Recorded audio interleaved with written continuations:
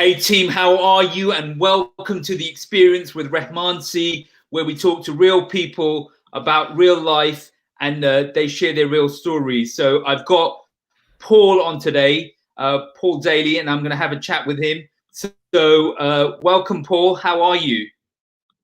See, it is great to be here. Thank you so much. I'm feeling good today. Awesome, brother. So where are you, by the way? I am in Syracuse, New York, which, if you can picture New York State in your mind, the city is down far to the right. Syracuse is like directly in the center of the state. Awesome. So you're up in New York State. So let's get into the show, brother. My first question to you is, what is your message to the world? My message to the world, oh boy, trying to have that's a great question to start with.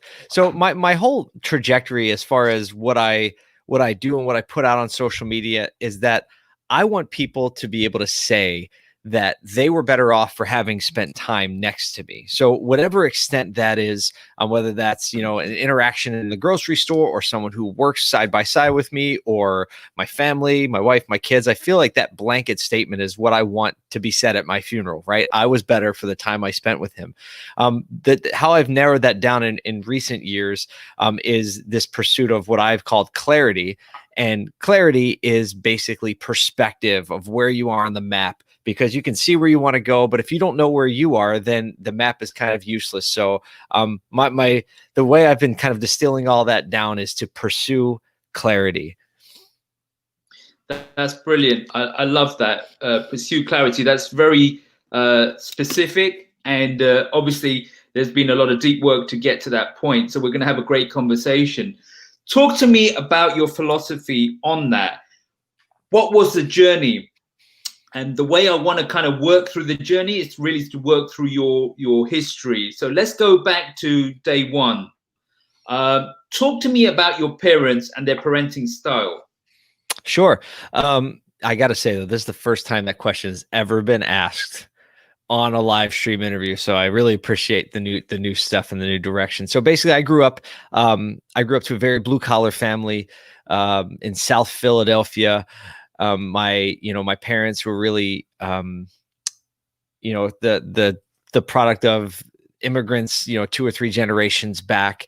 My father, from Italy, Germany, Ireland, Germany, Poland.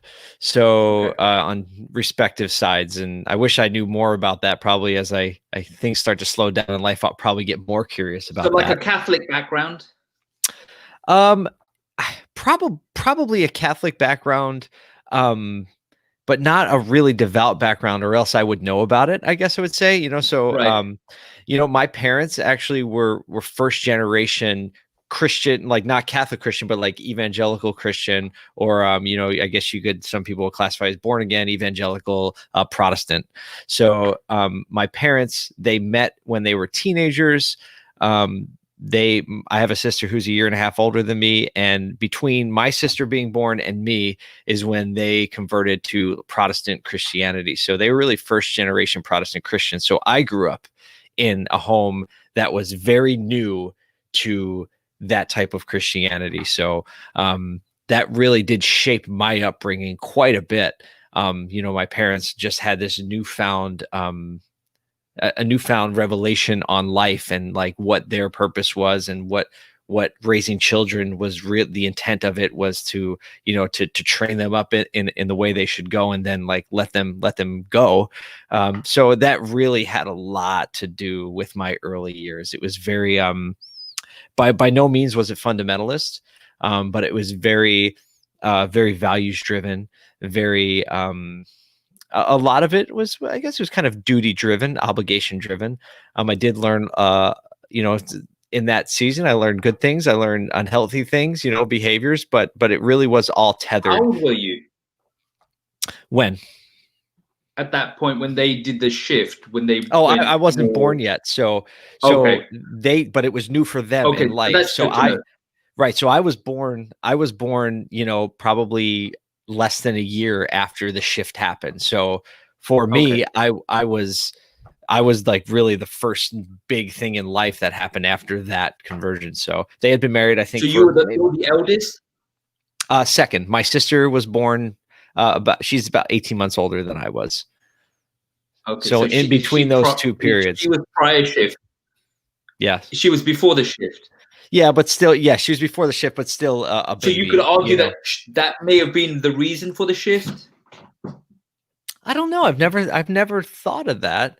I'm sure it had something to do with it. Like when you have kids, for anyone out there that has kids, definitely something psychologically changes, emotionally changes. I think probably even chemistry wise changes in your brain when you have a child, and you begin to think of things in a different way. So I'll ask my parents that question. But I don't know if that was a reason for the shift or not. But anyone who's had a kid knows that your heart, something happens in your heart when you have a child. A new component opens up that you didn't know existed when you see your first child. Right. And I often see it also as like a baton. You're passing your experiences and teaching and learning to the next generation. You're handing over.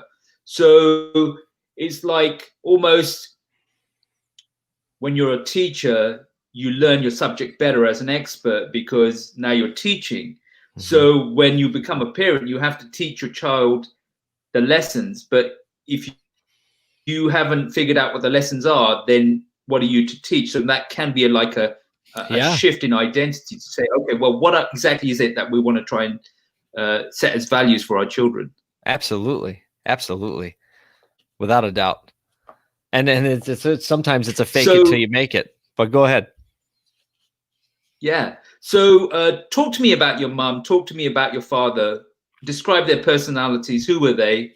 And you said it was obviously a values-driven upbringing, but in terms of relationships and dynamics, what was that as well? Yeah, so my parents just very, very different people.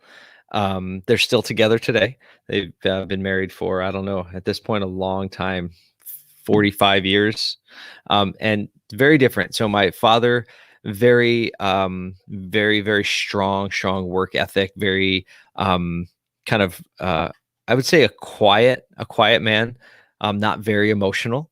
Again, his father was, as Irish as they come. So a little disconnected from emotions. My dad obviously had that, but he also had the Italian side. So his father was 100% Irish. His mother was 100% Italian. So obviously there's some good mix going on there. And so quiet man. It's funny because I've said that I rarely, maybe one or two times, can I remember him ever like showing visible excitement about anything. Really? But yeah, very hard worker though. Yeah, it'd be very difficult for me to define like what does my dad like really, really enjoy. It's so he was someone who didn't have hobbies. He worked many, many hours. He was really the first in his family line to kind of like get out of the city and like have a yard with a tree and so it was just he did the best he could and he knew how to get where he was going by work. So And was this which part of the world was this at that point? Was it New York or was it no, it's Philadelphia still. So Philadelphia, okay, Philadelphia. Philadelphia, Pennsylvania. So Philly, South Philly, just in the city, the heart of the city, like a real city upbringing. So yeah, but very, very compassionate to other people. Really, as long as I've known my dad, he's always had this desire to, help others, serve others. And that's, I learned a lot of that from him. My mother was also very, very meticulous and duty driven when it came to keeping things orderly. So very detail oriented. The household budget. I have 4 sisters. So, this is a woman who raised 5 kids at home. So my sister is a year and a half older than me. So at some time we had her, we had me, it was just 18 months. And then about 5 or 6 years later, we had twins. And then another few years later, we had another child. So there was a lot of small children in the house. And, wow. So small house, one bathroom. And so she was definitely someone who more emotional, had more interests, but definitely was still someone who always stayed busy. So what was your father's trade and what was your father's trade? So my father's trade was he got a job at the Bell Atlantic, which is now Verizon, in Philadelphia, and he got a job as directory assistant. So back in the day, you would dial 0 for an operator or 411 for information. A human would answer, and you would say, "I need the number for Bob's Pizzeria on 3rd Street," and they would look it up in a phone book. Right. They just sit there and they flip through the phone book, and then they would give you the phone number. It's 215, whatever. And that was the job. And there was just an army of people doing that for directory assistance. And actually, I don't know if anyone watching this remembers, but every time you called that, it would charge you like a quarter, or 20 cents or something like that. Yeah. So, but he got that job. And then little by little, that was the day and age when even without a college degree, you could get a job like that and really work your way up in a company. So he eventually became an installer.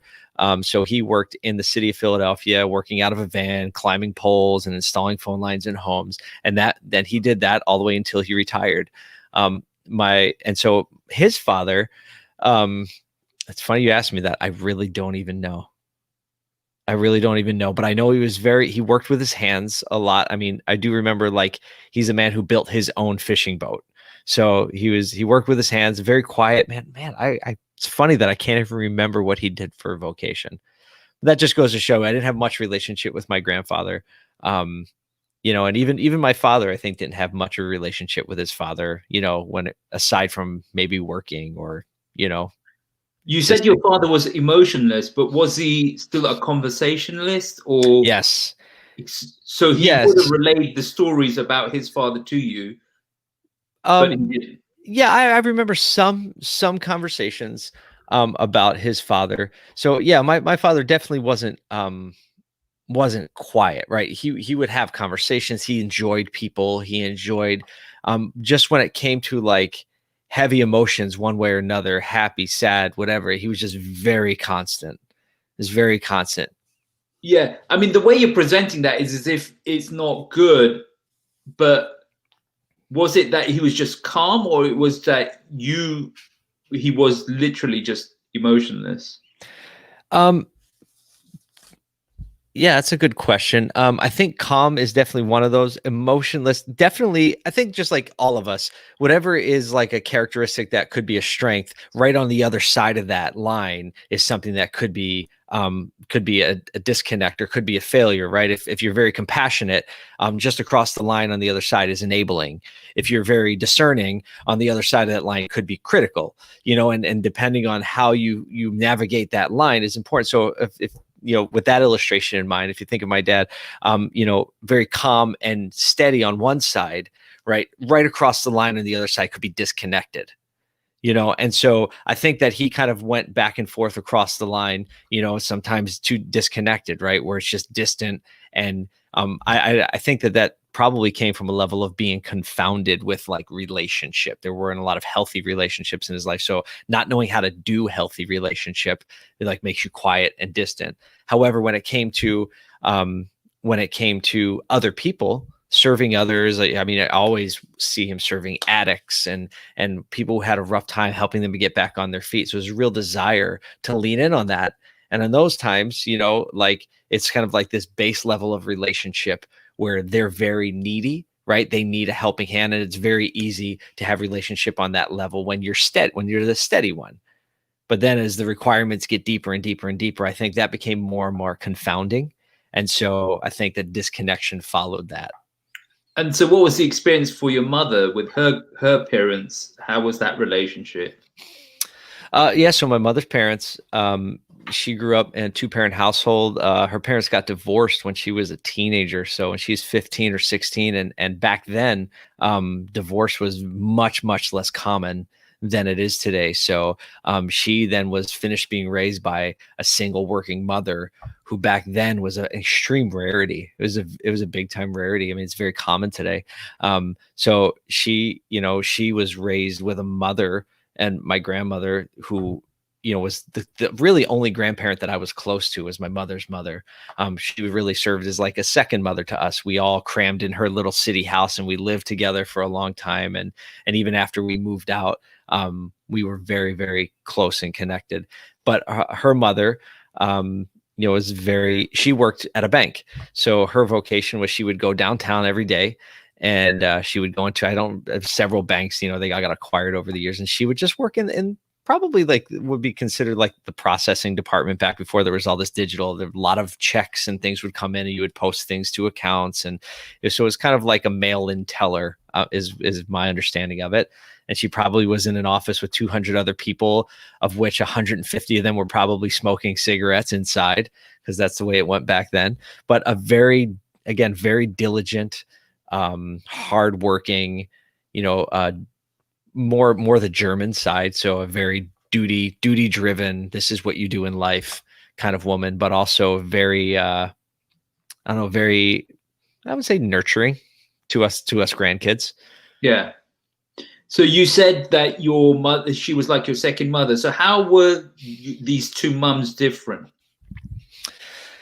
Oh, I think my grandmother played the typical grandmother role, where whenever we were around grandmother, like she got to do all of the good sides of parenting. She got to buy us school sneakers and would, get us treats, and would just be like a ready audience for whatever it is that us as kids wanted to talk about. And, Right. and, one of my best memories with her is like, she is the one that taught me how to love baseball, not because she knew everything about baseball, but I grew up just about a mile from the stadium where the Philadelphia Phillies play. So we would always get either from her bank free tickets or very inexpensive tickets. They're like $3 or $4. And I just went to countless baseball games with my grandmother. And, we would just go and sit and talk about the players. And she was by no means like a political woman. It was just, I don't know. I think more than anything, she had an ability to just be present in the moment, and just like, this is what we're doing today.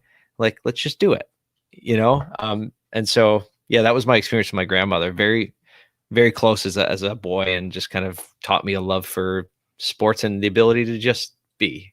Yeah. And that's the interesting thing, is that she would have gone through this hardship of having to earn money and provide and make sure her daughter was taken care of. Mm-hmm. But then after that, once they've grown, she's got that space to be able to then just be that mum that she wasn't able to be earlier on. Yeah, that's a good point. She probably was able to enjoy the parent-child relationship through the grandkids more, Yeah. with less stress, for sure. Yeah. So who do you take after, your mum or your dad? Oh boy, I do take after both of them in a variety of ways. There's not a clear winner there. My kind of meticulous nature and my desire, like that need to be busy every moment, definitely comes from my mom. And she just always details thinking, kind of, oh, well, contingency thinking. What about this? What about that? Even just managing a home, it got her in that mode. My dad, I definitely get, my real care for other people. I definitely have probably at some points an unhealthy work ethic, because I do have the ability to just get buried in my work, and just keep pushing forward and just be kind of persistently moving forward. So yeah, I'm definitely a blend of my parents, without a doubt. Nice. Nice. So what's the journey been? Talk us through your journey. Share your journey up to where you are now. Absolutely. So I grew up in the city again, Philly. We moved across the bridge to South Jersey, just a few miles outside the city, when I was a kid in grade school. Grew up kind of running around with friends outside, riding bikes, playing baseball. My family didn't have any real value on education beyond, we're supposed to get good grades in school. Didn't come from any family that had any kind of college degree or any education. So it was just a world that we didn't live in. It was, I got my first job when I was about 12 years old. I took over a paper route, which was my dad's like second or third job at the time. And I started running a paper route as a kid. So, I drive around literally on a bike with a bag full of newspapers and deliver them. And once every other week, I would walk around and knock on doors and collect money from people. And they would, try to give me excuses why they couldn't pay. And you think now, back as a 12-year-old, what that actually helps you develop as a person, right? I can't imagine like putting a 12-year-old in that position today, like what even society might even say about that, but it was really healthy. So I grew up working, and then I started working for some Amish people when I was 14, because I didn't need working papers, and I helped them at their produce stand. They would drive in from Pennsylvania somewhere, and I would work at I would clean chicken grills and, stack crates of bananas and all that. Through middle school, high school, I just worked a lot. I got good grades in school pretty easily for me. My mother actually homeschooled some of my daughters. She brought them in because they were having trouble with school. I tried that for a year or two. I really didn't like it. So I went back to school for high school after 7th and 8th grade being at home, went right back in. I was kind of kid in high school where I just was friends with everybody. I didn't have really a tight group of friends in my high school, but I also didn't have any enemies. I just got along with most people. I worked a lot. I was very involved in church as we grew up. Like I said, our faith was very important. So we were always plugged into a church. So most of my friendships and experiences as a teenager came via like a church group, like of other teens, like a youth group is what we would call it. And I got into music when I was 16. I picked up a guitar. I bought a poster at a store that had all the chords on it, and I just started learning how to play guitar. I still love to play. I still play today. And so through high school, I began to like be in different types of bands. And that kind of got me through my high school years. I played a little bit of sports in high school, but I never had any real encouragement or support. My parents were supportive of whatever I was into, but there was no, like, again, it's almost like that same thing as education. There was no experience in like leaning into a sport. So I did it for fun. I played football and ran track, played basketball a lot, but I wasn't good enough to make any of the high school teams. So music and the youth group was kind of where I put my time and energy during. Do you believe you were not good enough, or you didn't have the support to make you good enough? Yeah, that's a good question. I think that I probably have enough natural skill and mental ability to have been good enough to make the sports teams. I just think there was no cultivation of it. There was no cultivation. I almost hear an element of like emotion and regret in that scenario. I think looking back, I think now I would say like, hey, it would have been great to play more sports, and I don't know if I regret it. I think like going back, the things that I did put my time into, I see how they prepared me for what I'm doing today. So in that sense, like I feel like I walked the path I was supposed to walk. But yeah, it's been fun to like, now I have four children, 3 of my own, and one that we're about to adopt. And going through the little league version, and going back through that as an adult with my kids, I realized like, yeah, I think I wish I did more of that. So a little bit of regret. Yeah, I guess so. Regret in the sense like it would have been fun, or at least I think it would have been fun. Well, I mean, I can almost see your passion for baseball, and wouldn't it have been fun if you were actually a professional baseball player? Do you get what I'm saying? I do. See, I don't in this part of life, it's easy to look at a baseball player and be like, oh, well, maybe not this part of life. I see more of what that entails now than I would. Yeah, I don't know that I'd be the type of person that would really be into being like an extreme high level athlete. Why not? There's almost an element where I think it might have gotten boring. But who knows? I mean, hey, look, playing baseball for a living seems like a really great thing. Okay. So you're 16-ish, you're around that area. What's going on? So we're carrying on that trail of thought. Yeah, so 16, starting to play music, starting to develop a group of friends that would really see me through the rest of my high school years. We got our licenses together and we played music together. It's kind of my 16 through 18. That's what I did. I did, again, in school, I did fine. I coasted through. I took advanced classes in high school. I remember my college prep counselor saying like, oh, you should go to college. And I just didn't really have much interest. I took my SATs, which is like a standardized test here that they use to get into college. I took it, and usually it's taken your junior year of high school and then again in your senior year so you can get the best score. I took it my sophomore year. I got enough of a decent grade a year early that I was like, yeah, I guess I don't have to take it again. Like, that's good enough. And so I just, and I do remember hindsight, them telling me like, you really should take it again. Like, you should, you can do better. That was 2 years ago. Like, you've gone through a lot more schooling. You'll do a lot better. And I just remember not being interested. My parents didn't encourage me to do it again.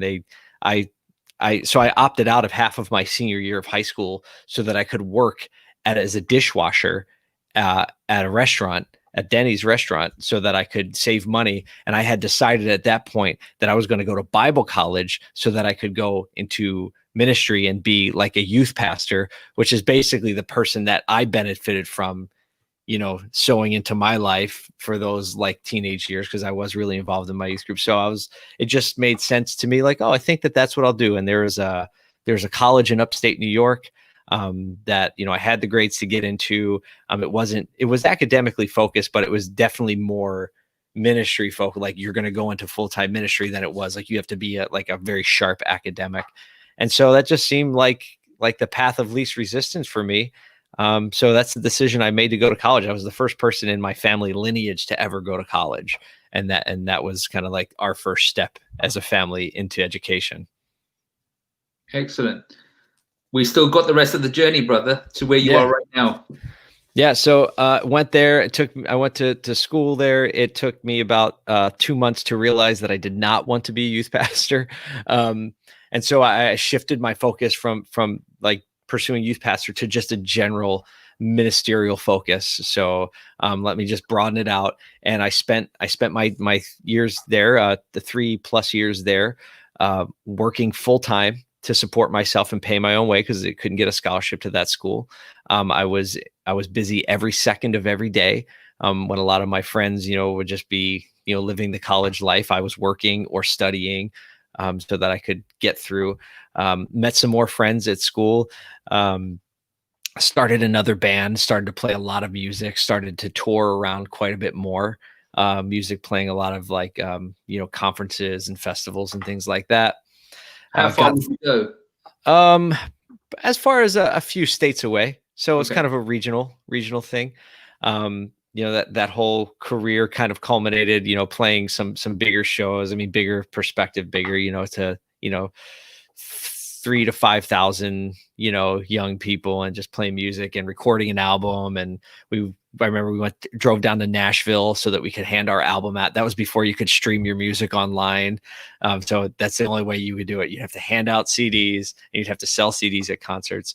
So I met my wife in my very last semester at that school. She was also a musician or singer, so she joined the band, and we were kind of doing this thing. I met her that semester. Within 6 months, I proposed to her. Within a year and a half from meeting her, pretty much we were married. And so now I stayed in upstate New York. That's what got me to Syracuse, because the rest of the band was from Syracuse. So I decided I wasn't going to go home. I would stay in Syracuse. I did that. And within the first year, I realized I had to pick. Do I want a marriage that works, or do I want to be like the front man and like kind of business mind behind a band? And so the band was over at that point.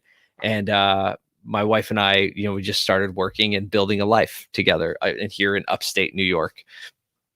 And fast forward, so about a year after we got married, I got my first job at a car dealership. I'd never been in a car dealership in my entire life. We always would buy, a $200 Volkswagen off the side of the road. So someone who went to our church owned a Chevrolet dealership, and he gave me a job as a service advisor. And that was the first professional or executive or owner that I really knew. I didn't grow up knowing people that owned businesses or were managers or general managers or leaders or wealthy. There was always this divide, like, well, that's for other people, and this is our life. So that really opened my eyes and my mind up to like just the automotive industry, or even just the idea of like maybe moving to a different level, how it is, thinking leadership wise, financially wise. And this is kind of the synthesis of the business. And really, this is the part where I can tie the story tightly to where I am today. Started working at this dealership, saw some people fixing cars, used cars, making them look a little nicer. And I had a friend from college who was doing that in Maryland. He was fixing wheels. So like cars have wheels and those wheels get damaged because they scrape a curb or something like that. And he was fixing it. And he said, hey, I'm making really great money doing this. At the same time, I'm serving in my church, but I don't have to take a salary from them. I thought that sounded pretty good. So I was like, I think I can do that. You know, never having worked with my hands in pretty much my whole life. But I was like, I think I can do that. I talked to my boss, who was the owner of the dealership, which it was a little uncomfortable because he was my boss. And I said, here's what I think. What do you think? Because he was kind of a mentor to me as well. And he said, if you care about your people, you'll do what's best for them, not what's best for you. He said, I think you'll do really good at this. You should do it. And then we walked out back and he pulled a $400 old, busted, rusted van out of the wholesale line and said, you can have this for $400. And then I started from that point forward. I started my business. I bought Small Business for Dummies, the book. I got a little bit of really bad training on how to refinish wheels. I was able to borrow a few $1,000s from family and friends, and that was in 2003, and that was the beginning of the business that is still in existence today. Built that business just by making a lot of mistakes, almost went out of business several times because I had no idea how to manage money, cash flow, lending, borrowing, taxes, fill in the blank. If it needs to be done in business, I did it wrong. But I built that business on the back of paying attention to company culture and giving people a place that they felt valued and that they felt like was moving them forward in their lives, and built that business for 15 years. And in 2018, I got a phone call from a large reconditioning company in the country, and they offered to acquire my business. I had never built it to acquire, but we had built a substantial business that, was well run. In the meantime, I learned how to run a business. I learned how to have tight books. I learned how to make processes, and that business was acquired in 2018. I had been building a marketing agency within that reconditioning business just so I could make my own content for basically our company culture. We eventually started making content for other people. I met somebody named Gary Vaynerchuk, who changed my perspective on marketing, changed my perspective on creating content. When you mean you met, what was the context? So I'm trying to think, probably about 5 years ago. So we're looking at about 2015. I realized that I needed some leadership in my company. It was a very flat organization. I was the CEO, and then we all just kind of ran together. I was kind of like the man behind the curtain, like the mad scientist, just constantly moving and shifting things around my business. I decided I needed some senior leadership and started to cultivate that so we could actually have some hierarchy, have some structure. And I saw an event. I read a book called Entree Leadership, which is by a guy named Dave Ramsey, who's mainly known for his financial advice books. How do you get a budget together and save and invest to retire? But he had this book he released about business and how he runs his business, and it really impacted me. So he put on a conference in New York City called Business Gets Personal, and it was a conference that was kind of designed to, let's talk about the failures in business instead of like just a rah-rah session and talking about the wins. So that was the premise of the conference. It was in New York City. It was Dave Ramsey, Seth Godin, the marketing guru, and some guy I never heard of named Gary Vaynerchuk. So I said, okay, well, when you're cultivating your team and your leadership, you're supposed to bring them to events. So I took the 4 senior leaders in our company, booked some hotels, and we went to New York City, which was the first time I did anything like that. First time a lot of them had even traveled to something like that. And we went to this conference. This was your marketing company, right? No, this was the reconditioning company. Okay. So it was prior to you having sold your company. Yes. So this was all. You were saying it's 5 years ago. Sorry, I missed that bit. Yeah. And so, we were a reconditioning business, and I'm just trying to invest and grow our leadership and figure out what we should do next. So went to this, heard Dave Ramsey speak, heard Seth Godin speak, and then some guy named Gary Vaynerchuk got up on stage and he started dropping F-bombs. And, Dave Ramsey's following is largely very conservative. So Gary, does Gary, and he drops a few F-bombs, and you can just feel the oxygen get sucked out of the room. Right. And I'm just like paying attention, like, who is this guy? And then he says, how many people in here are offended that I just cursed? Right. And like 90% of the hands went up. And he said, then he went on to explain, like, well, I'm going to give you the raw, authentic me, because I feel like that's the way I can best communicate and help you. He said, but that makes me have to work 10 times as hard to win you over because that's offensive to you. So he went on and he just delivered. This is when the Ask Gary Vee show was just getting started. So he basically delivered his keynote in the form of letting people ask him questions and then giving them his answer and his response. And at the end of the session, he says, what do you think? How did I do? And he got a standing ovation. And so from that point forward, I've been a student of Gary's mentality on attention, on marketing, on communication. And that really kicked off what was the very beginning of my marketing education, aside from, practicing it in my own business. But he started teaching me how to think about communicating. So that kind of parallel path started at that point. And little by little, I started getting more plugged into his ecosystem via some events that he had. Where one event called 4Ds, where you could go in, spend $10,000 to spend one day at VaynerMedia. And my wife and I almost threw up when I swiped the credit card. And she was like, "What do you think?" I was like, "I think I'm gonna get some insights that are going to change." Or, I went. It's one of the very first classes that they ever did of that. So there wasn't even any historical success. It was just I trust it's going to be. Made some friends and relationships there. The next year he had a live event. I went to that live event. I was sitting. Was it worth it, your $10,000 being spent?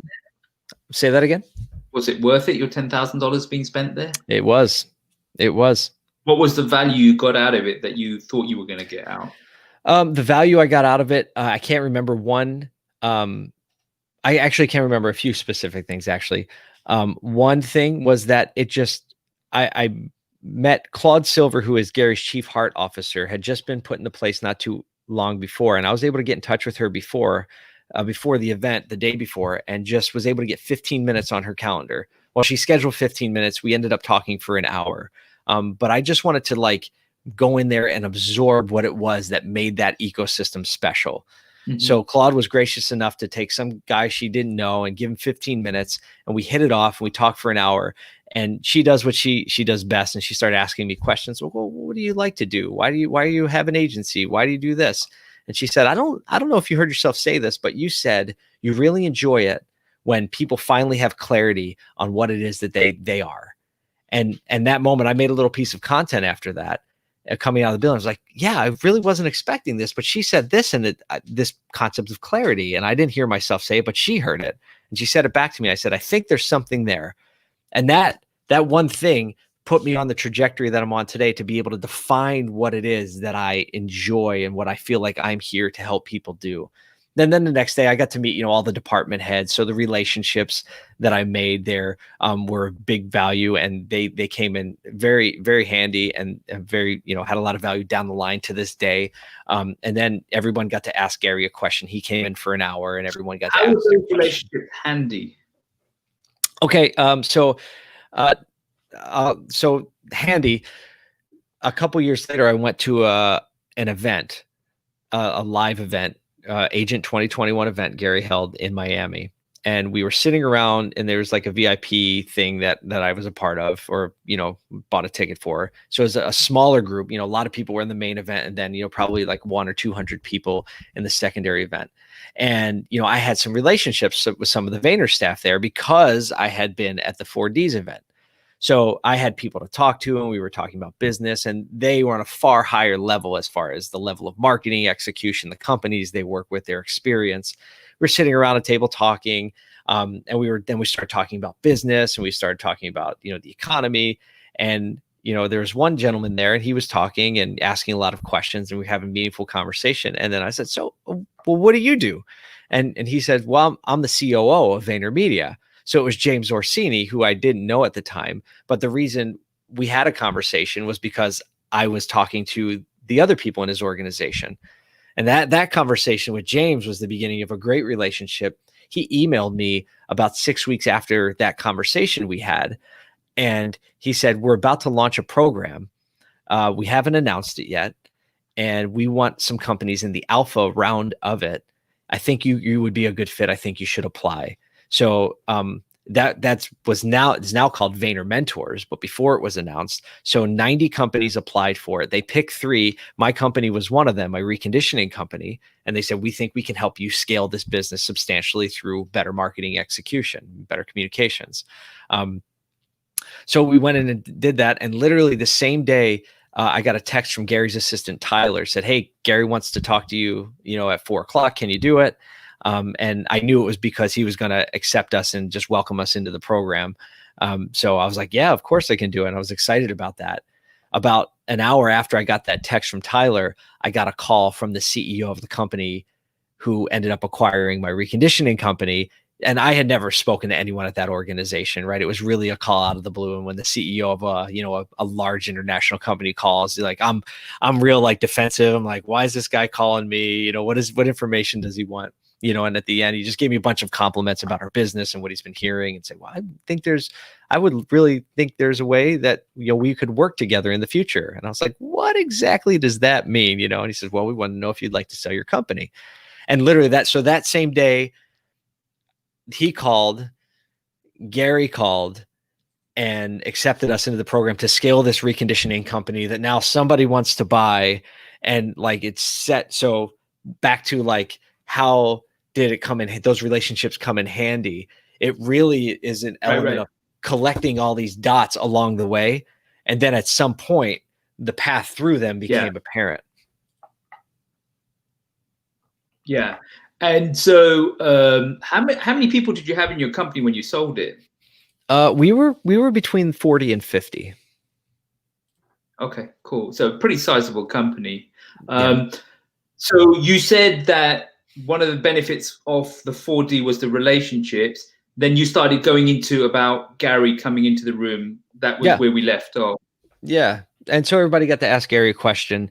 And what I asked him was about pivoting your business and having to scale it up. I was in a point in my business where now we were getting to a certain size where things were going to be different than they were before. And all businesses that grow go through this transition where the people that got you to the point that you're at might no longer be the same people that can bring you to the next level. And obviously, for someone like me, who is very, tied into the emotional side of my relationships with people, there's this guilt and these expectations of moving forward, and I don't want to leave anyone in the dust, and I want to, steward them well. But things are starting to look different now. Now there's manager between me and them, and now all these things are changing. And so I asked Gary a question. I asked him a question about that, like, hey, here's what, and people think, I don't want people to think that I have the wrong intention. And, and his answer, he scaled a business from nothing to where I was, and he's done it several times with Wine Library, with VaynerMedia. And so I thought he might have some insight into that. And he said, I don't think about my business any differently than I did when VaynerMedia was 5 people. He's like, and now we have, at that time, he's like, now we have 300. And he said, in my mind, it's the same business. I have the same care for my people. I have the same desire to see them grow. I have the same desire to scale the business. He said, you need to be comfortable with the fact that you're a growing business and that your intent is right. He goes, and I believe it is. He's like, just what I've seen and I hear from you. He's like, I think your intent is right. You're not trying to take advantage of people. You're trying to grow something. And whatever it was, the exact things that he said, it definitely gave me a level of, what he talks about, a level of permission, and that's, I think you need, when you're insecure on an issue, people who are very secure don't need permission to make changes in their life, that they don't need permission to grow. They don't need permission to shift, right? They're secure in that. I obviously was insecure. And so his permission, be it like totally disconnected from the results of anybody or my financial results or any of the lives in the company, that little bit of permission and encouragement helped me move even more in the direction that would one day, a year or two later, turn into, I think one of the reasons we were even in a structure, in a place where we were valuable for acquisition, because we actually had a mature structure to the company. Right. So he was basically allowing you permission to reason that as long as your intent was good, the maneuvering was fine. Whatever you need Correct. to do, it was more about Correct. intention than the execution. Yeah. Yeah. Okay, cool. So now you sold your company. You're doing this social media marketing agency. You had some sort of influence through Gary. This is where we were with the story. So we're still moving on your trajectory Yeah. to where you are right now. Yeah. So obviously the offer came through to acquire the automotive part of my business, which was, 85% of it. Little part was a fledgling agency. Most of it was this automotive reconditioning company.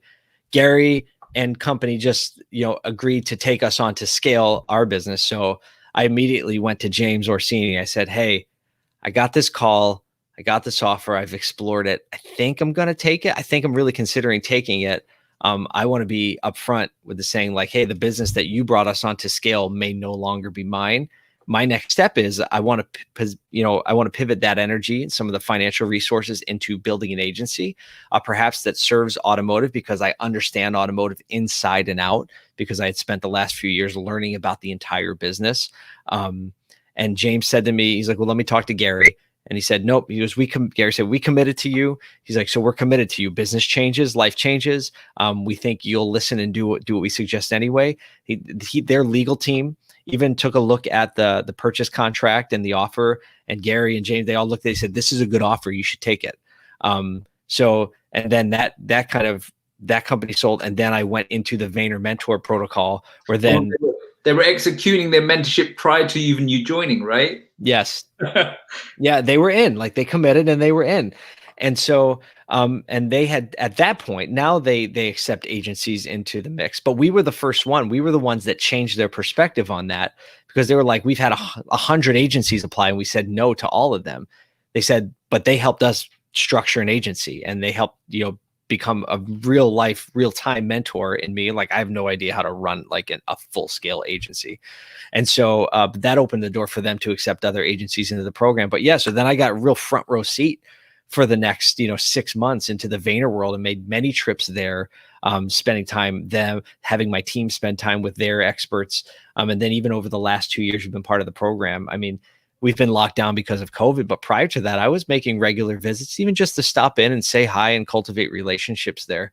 As we've kind of tried to grow our agency on this side. So that's really kind of brings us to this point. Over the last 2 years, I've been head down building an agency from, very little revenue. It was actually a big loser in revenue, because I was running it at break even or less, just so I had the internal resources to make my own content. And now we're just to the point where we've shifted to profitability just a few months ago. But we've invested a lot of money, a lot of time in over the last 18 months to get to this point. So now we actually have a business. So yeah. How many people do you have full time in your company? Yeah, there were 19 people on the Zoom call this morning. So it was I think it was like 3 or 4 when the transition happened. From one company to the other. Cool. So who are you now? What's your identity? Are you talking about business? No. We've taken your life up to here. Yep. So that journey that you've explored and you've got to this point, who are you now and what's your identity? Yeah, so my identity is someone who wants to serve other people, starting with my family, and then moving down through the people who are close to me in my company, clients, people who are connected with me on social media. And like, as that radiates out, I've stayed very, very true and close to my Christian faith. So I do believe that I was put here on this planet for a reason, that reason to serve others and point people to the Creator that gave me life, that has, wants to bring all things together to the center, that wants to have a redeeming story and to say like, hey, as people, we do things in Christianity, we call it sin and rebellion. And we walk away from the things that God originally intended for us. And so whether that's my personal life, whether that's my work life, I always say like, I'm the same person. I thought that was going to be in professional ministry. Over the years, I've served as a volunteer pastor. I've served the church in many ways. But really, my my heart and my essence is really family first, and then I'm in the world of business and in the world of connection on social media, and I want to move people closer to, clarity is kind of the generic word that I use, but my intention is that people move closer and closer to truth. Okay. And so it'd be truth about them. Truth. Go ahead. We're going to cover that point. I actually interviewed James Orsini. Oh, great. On GTV. So if you get a chance, that'd be interesting. I would love to. Yeah, to look at that. So, do you think your father wanted to be a preacher? No. Because he has this service mentality, and you've taken on that mantle as well. So I was just wondering if he had to take the responsibility of, paying the bills and having a family. If he didn't have that responsibility, or if he was financially successful, whether he would have thought of becoming a preacher. Yeah, I guess I could answer that question. So my father, he's not preacher material. He's not, eloquent with his words. He's not the guy that would spearhead the front of the pack. But I will say that as he got closer to retirement age and the phone company started offering buyout packages to the senior staff, he took a buyout package. He and my mother sold their home, sold their car, and they moved to Africa to work in an orphanage. Which country? And, Ghana. Okay. And so they went to Ghana and they worked with a pastor there who was building an orphanage and a school for children. They lasted against they kind of went against all kind of like the better advice. Like, maybe you should go and visit first. Maybe you should see. And they were like, no, we're supposed to go. We're going. I think they lasted like 6 weeks, but they left like, I don't own a home. I don't own a car. We'll see when we come back. But in 6 weeks, they came back. So it's the equivalent, but from a different perspective, right? From a different, yes, for sure. And he definitely has a propensity to like be of service. Right. Be of service. So we've got about 10 minutes left, and we haven't even covered the real deep stuff. It's all right. So let's get into the deep stuff. What is the meaning of life, brother? You obviously believe that the universe is non-random. Mm-hmm. How do you conclude to the fact that the universe is non-random?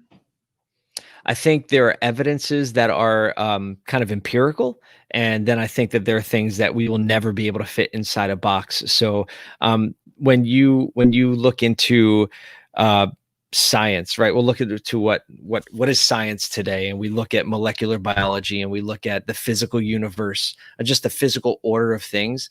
I think it is very irrational to assume that there is no design, there's no intelligent design behind it, and that the chances and the probabilities of things happening this way are much more irrational to think that they happen by chance. Some things that, not a perfect illustration, but an illustration that is helpful to me anyway. And some people find the element that usually is thrown into the mix to argue that it's chance is time. And if you give it enough time, that eventually it will work. And here's the illustration. If you take a junkyard and you put it all in a box, and you shake that box up for eternity, you will never have an assembled running automobile. And so, like, for me, just the rational sense of it, that is kind of something that has helped me make sense of that. Now, on the less, maybe not rational, the less rational side, but the side that resonates with me internally is really comes down to something that I'm passionate about anyway in life, which is art and beauty. I think that our physical world is much more beautiful than it is functional. When you look at leaves on a tree, they don't have to look beautiful. When you look at running water, when you stare at fire, right? There's an element of captivating beauty that doesn't have to be. And so, like, these things. Definition of beauty. Definition of beauty. It's a good question. I would define it as something that brings you pleasure that you don't fully understand why. Okay. So I'm conscious of Never thought about that before. Yeah, I'm conscious of the time. Like I said, if you give me more time, we can go into some really good questions. Well, we could go into questions until I get pulled out. So Okay, let's do that. So roughly how much time do you think you have other than the 1 I hour? think it'll probably be another 10 minutes. Okay, that's fine. That's all I need. I just needed 15 minutes. So obviously you believe that the universe is non-random. What is the meaning of life in a non-random universe? I believe that the meaning of life is to be a reflection of God's intent. So God in his existence, in his creativity. Before we go ahead on that, Sure. explain to me what God is. God is a supernatural supreme being that has existed for eternity past and is not bound by the constraint of time, space, physical universe. So a spiritual being, Do you understand God? Gosh, I don't think that anyone can fully understand God. I think it's he allows us to understand elements and things that we can, but I think we have a finite understanding of God, and it is not until we pass on from this physical life can we even understand the fullness of it. So I don't think. Sure. So now let me ask that question again. Yeah. What do you think the meaning of life is? So within that context of me now understanding what your definition of God is.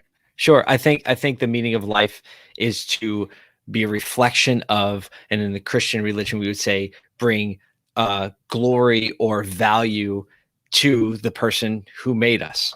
So God said, I'm going to make man in my own image, and that man is going to tell my story. Essentially, it's going to be a reflection of my nature in some way, shape, or form. And all of this that is going on, how we serve others, how we love others, how we go through struggle, how things are redeemed from broken to fixed, broken to made new, or made useful from useless. I think all of that is part of that trajectory of the meaning of life. So if you don't understand God, how can you be in its image?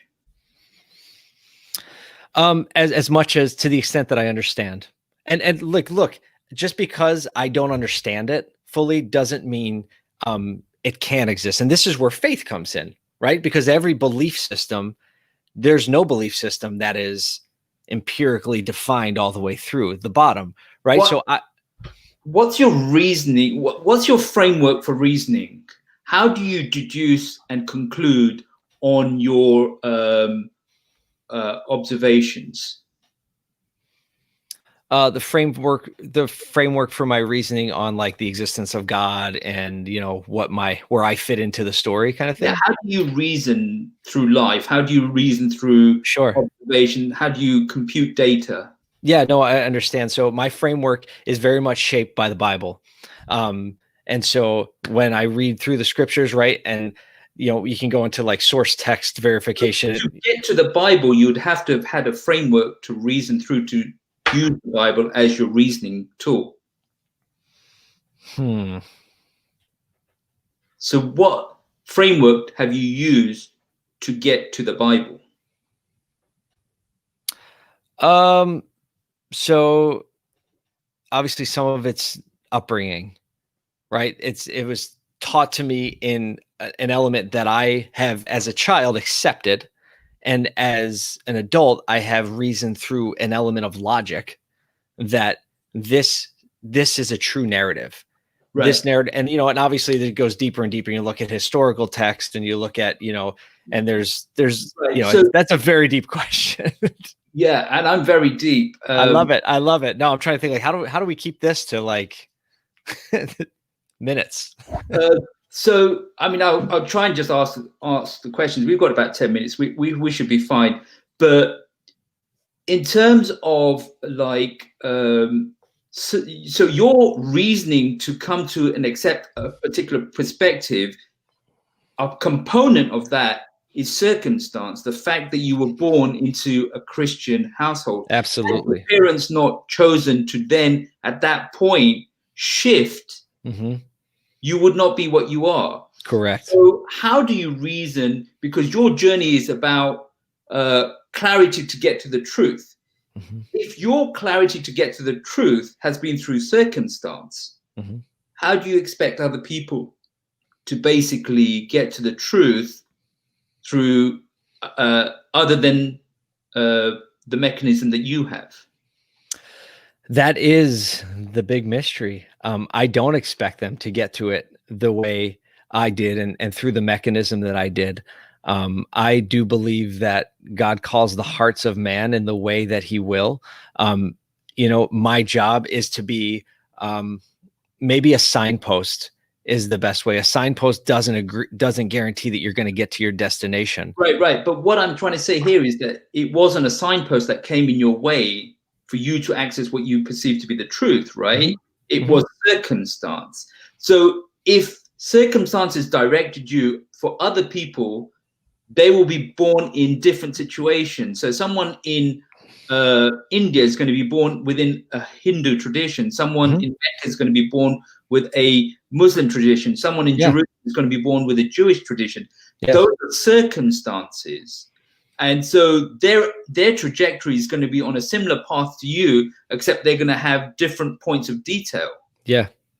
So how would then that person see your perspective as the truth, and how would you alternatively see their perspective as the truth if you were born into circumstances? That's, like you look at families that were basically exposed to this, not identical, but very similar circumstances. And you see one sibling go one direction and another sibling go another direction when they grew up in the same household, and they had separate experiences because they perceived it differently. Right. And like you say, you're using the word circumstance, right? But the circumstance is still processed a different way. Everyone is wired a different way to think. I think the perceptive, not the perception, but like the demeanor, the direction of the way someone will think or the way they would lean, you could have the same perceived circumstance and have a different outcome either way. So look, people convert from Christianity to Islam. People convert from, Hindu to Christian. And we see this all the time, all throughout the world. So for me to say, how do I expect anyone to do that? I don't know the answer to that question because do I know that as a Christian, I won't come to some level of, thinking or some structure of thinking or some circumstance could happen in my life that would bump me from one trajectory to the other? I don't know the answer to that. How are your sisters?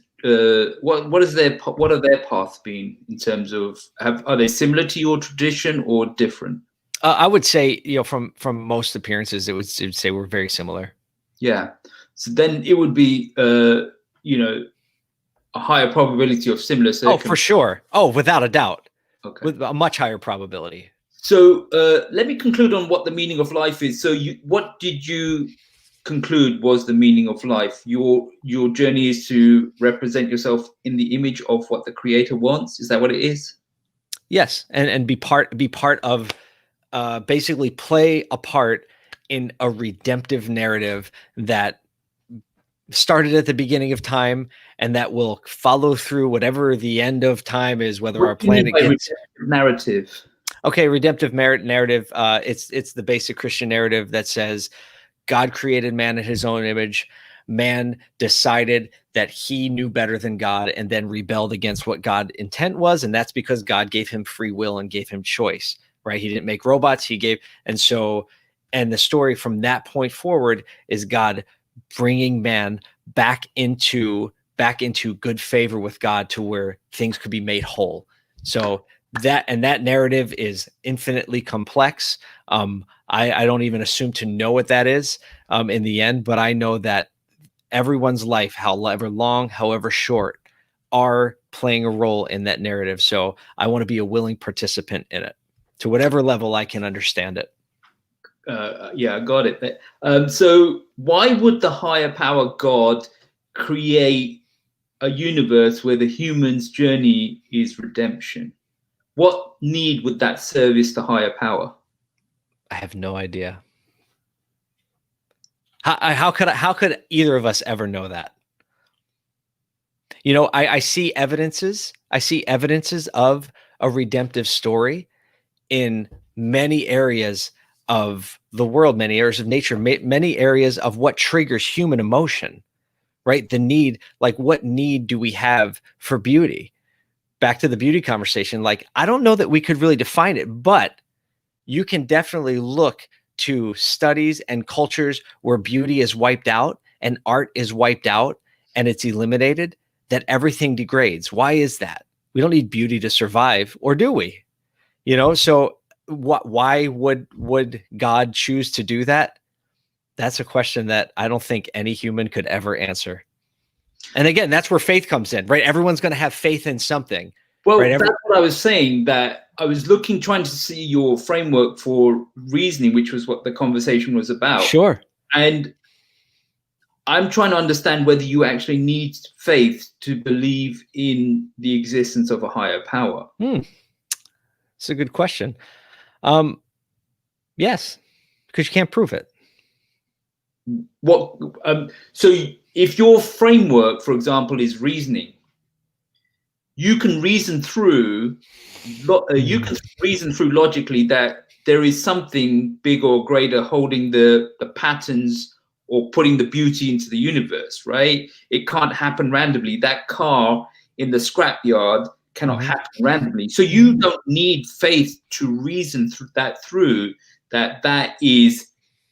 But you can't ever reason it to the end, right? You can't ever get it to the very, very end. We also agreed that you will not know the reason for why God created humans to pursue a path of redemption.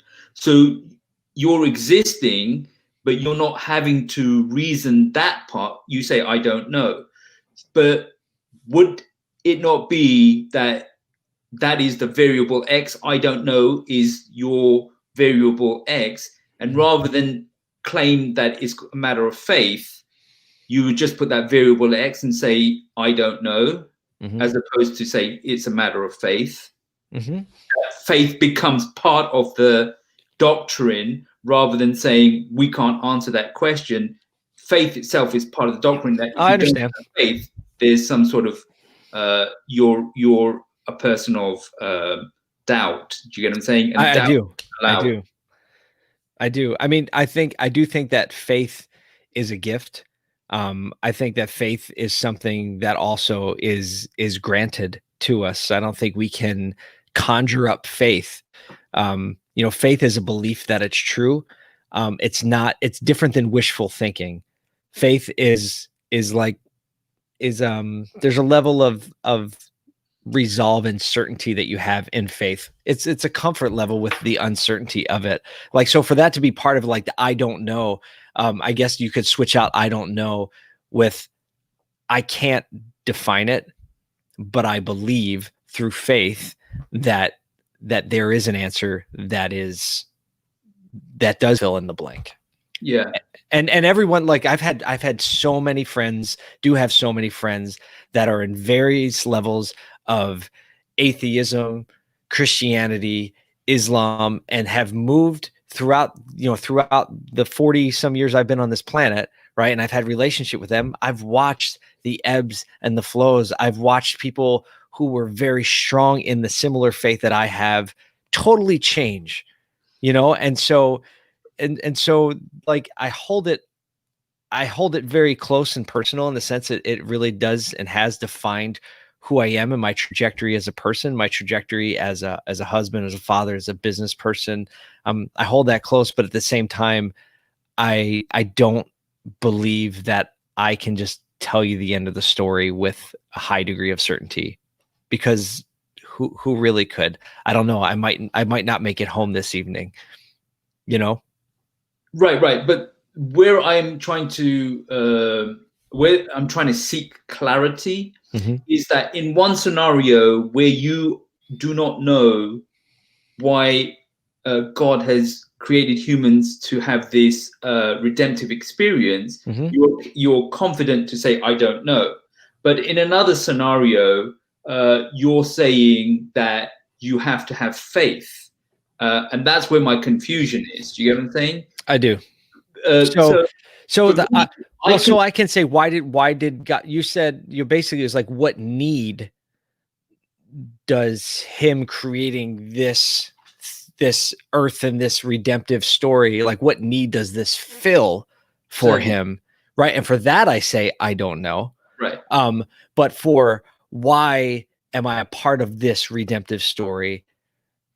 For that, I don't say I don't know. That's where the faith element is, like, because I believe that the Bible, the narrative in the faith element is not the redemptive story. The faith element is that, why do you need to have faith that there's a higher power? Can you not reason it through through rationality and logic? That if you see that car in the scrapyard and it's completely made, it's not a matter of faith to reason and logically assume that the probability of that car having put itself together in that shape or form is so complex that mathematically it's probably lower to be a probability of fact. Yeah, but at the same time, you have a whole community of people who believe differently than I do, who look at those probabilities and they have faith that there must be an answer that they don't understand because God couldn't have created us.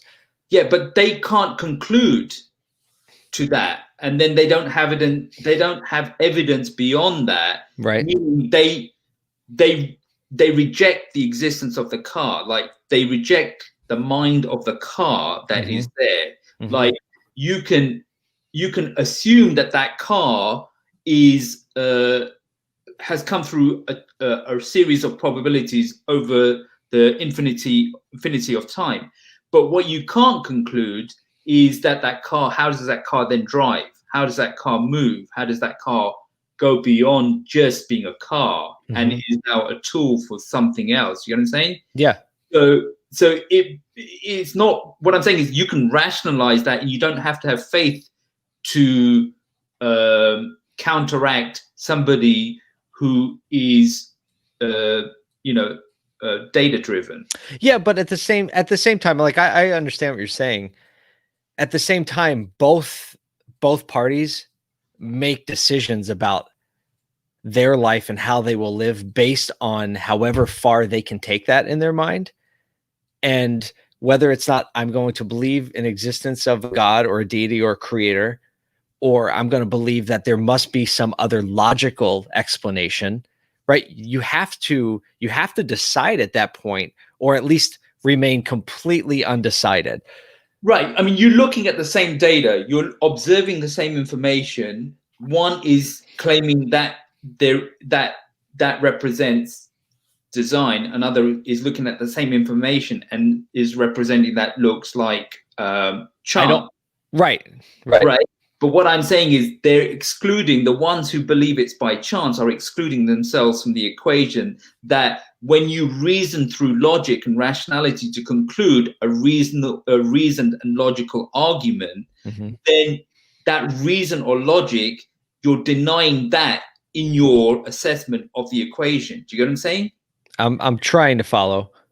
You're using reason and rationality, you're using logic to try and disprove something, and that disproof is that it is by chance. But the framework that you're using to conclude on something to be by chance is not by chance. It's logical, rational, and deductive. Do you get what I'm saying? Yeah, I do. So you're using an ordered framework to conclude that the universe is disordered. And there's a contradiction in that. Do you get what I'm saying? Oh man, I'm trying to keep up. Okay. I really am. I don't know. It's, I know, I wish we had a lot more time to talk about this, because I'm almost there. I'm like 80% of following your logic. I do understand essentially that you're saying, like, that through my position of, just accepting or determining that this must be by intelligent design, I've used rationality to get to look at the data and say, well, the data must conclude that you're missing look, when you put an equation together, and you're concluding on the equation and you're coming up with an answer, the bias is that you're not putting yourself in that equation to conclude the answer through. Do you get what I'm saying? I guess I do. Putting myself in the equation is that, you know, in order to, you're part of existence. If you don't include yourself in the existence when you're computing, then you are you're objective, right? You're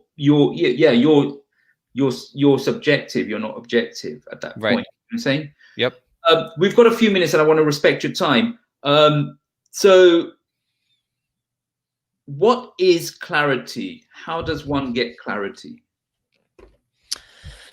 Oh man, what is clarity? Clarity again is I've defined it. So clarity, it's funny. It's a word that indicates a very sharp perception, but the word clarity is actually very ambiguous. You say, what is clarity? Right? Well, in what context? Around what reference? So for me, in the way I use the word, clarity is really clarity. I guess you could say clarity of perspective, clarity of understanding where I am on the journey. So again, back to the initial illustration that I've always go to is that when you look at a map, say you're in the shopping mall and you see a map, I want to go to the Apple store, and you look at a map of the mall and you say, oh, there's the Apple store. I want to get there. Well, the map is completely useless unless that little sticker that says you are here is on the map. Once I have clarity and perspective on where I am now in relation to everything else, now I can navigate to the Apple store. So for me, helping people find clarity is perspective of where I am on the map. That's interesting, because I tend to see it the other way around, that you know where you are, but you don't know the context of where you are. And so the first part of the journey is to understand where you are before you can navigate. So I guess it's the same. But it's in relation, right? Because how can you understand where you are unless you understand where you're heading? And that's the hard part, because like, what comes first, the chicken or the egg? Because like where you are is always in relation to something else, right? I think it's the same thing. It's like, in order for you to have bearing on what the context is, you have to have awareness of yourself. And in the same way, for you to be able to,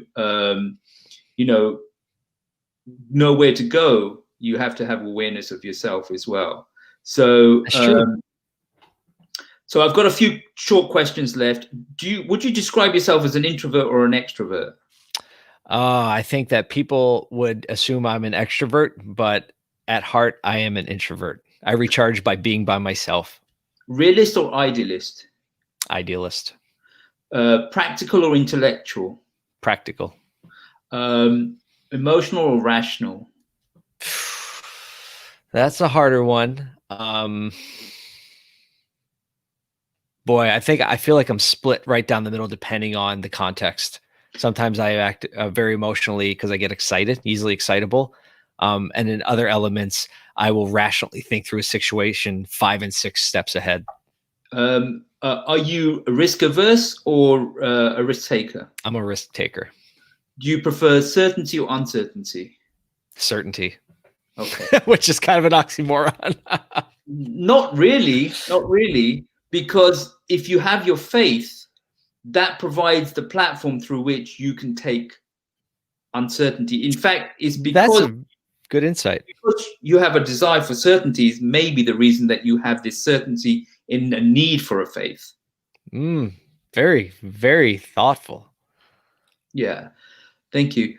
And so, if you were an animal, what kind of animal would you describe yourself as? I've gotten that question before. I can never get to the end of that one. What kind of animal? What would be the 3 qualities, irrespective of animal, you'd possess that you'd want of that animal? Oh,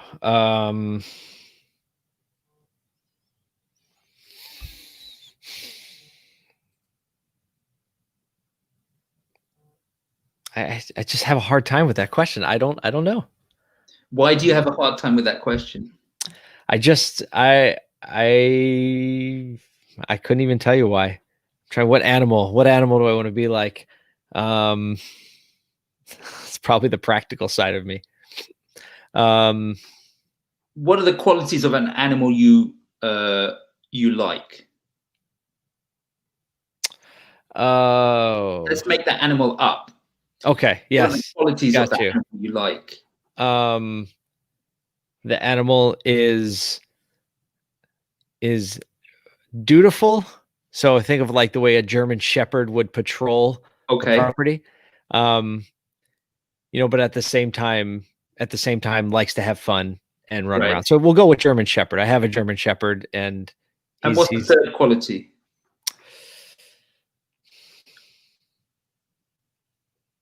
I would say capable of I don't know, defending, capable of holding its ground. Okay, yeah. So it could be a German Shepherd. Yeah, I think so.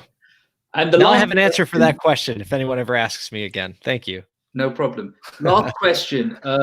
They say you're the average of the 5 people that you most surround yourself with, most hang out with. In a fantasy scenario, if you had 5 people that you could hang out with, who would those 5 people be, past, present, or future? Oh boy. Okay. Wow. That's like a Christmas present of a question. So I would have to say Jesus. I would definitely past, present, future. We'll say George Washington.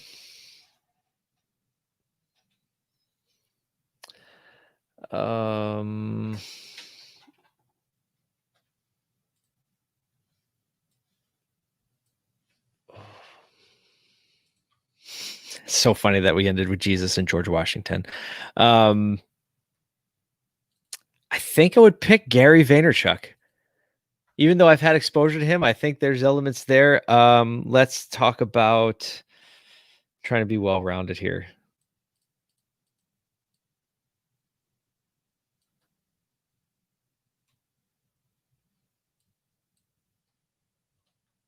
History's a long time.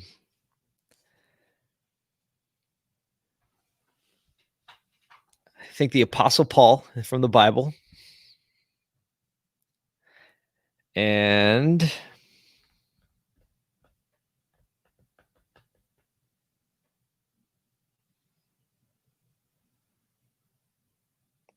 I can't come up with a fifth.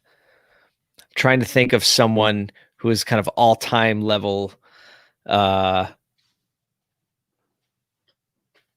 like raised a really, really healthy, successful family. Can't think of the fifth person. Okay, that's good. I'm just going to throw in a final question, just as an interesting one that I would like your perspective on. What do you think of Hinduism, Judaism, Islam, Buddhism? Are they true? Are they true? Is it truth? Is it truth? I think there are elements of truth in all of them. So I think that there are a lot of similarities in all of them. And so is it truth? No, I can't say that it is. If someone is following one of those faiths, would they get redeemed? Would they get redeemed? Define redeemed. As I framed it up. You've explained it to me earlier on. Oh, I think that it's the Christian belief is definitely it's interesting. It's one of the most inclusive and exclusive faiths I think in existence, in the sense that it is the most inclusive, that regardless of race, income level, social status, upbringing, education, the door is that wide that the Christian faith says all can enter. Exclusive, on the exclusive side, it says there is one path to redemption for God, and that is understanding that we have a sinful nature, and that somebody, and that person being Jesus, actually took the penalty of that rebellion against God for us. So along the lines of those, I would say that the other religions, if they don't follow that path, then I guess redemption is, in the terms of the Christian faith that declares it, redemption is not possible. Can I say that I know the end of the story? I can't. Can I say that I know what God is doing through all that? I can't. So there's truth. There's truth in all of them, and those paths. But if the club is exclusive, meaning if redemption is exclusive through one path, how do you reconcile that with your chosen path being based on circumstance? Oh, I think that. And you being that person who was the. So you're saying is it fair? Basically, is the question. Do I think it's fair? If you were that Hindu guy in New Delhi that was born to Hindu parents, you didn't follow the redemptive path. How would you feel knowing that by circumstance you were born as a Hindu and you weren't given the circumstance to be born in your spot? How would I feel if I actually wrapped my head around all of that? I would probably feel like it wasn't fair. Cool. Yeah, it's a tough thing. I tell you, reconciling all of this is a very tough thing. Are you familiar with the word antinomy? Sounds funny. It does. So an antinomy is something that is, the evidence shows us that it is true, but also shows us that it is untrue. So light is, the way light behaves is an antinomy. In some situations, it behaves as if it has mass, measurable mass. And in some situations, it behaves and it doesn't have any mass, like a light wave. And so does it have mass or does it not have mass? The answer to both is yes. We just don't understand it. Right. So that's from the frame of a human being. Correct. A human being doesn't understand it. Right. That doesn't mean that there's not an answer to it. Yeah. It doesn't mean that it's complex. It just means that the person who is looking at that information is not absorbing the complexity. Exactly. Cool. That's it, brother. I appreciate your time.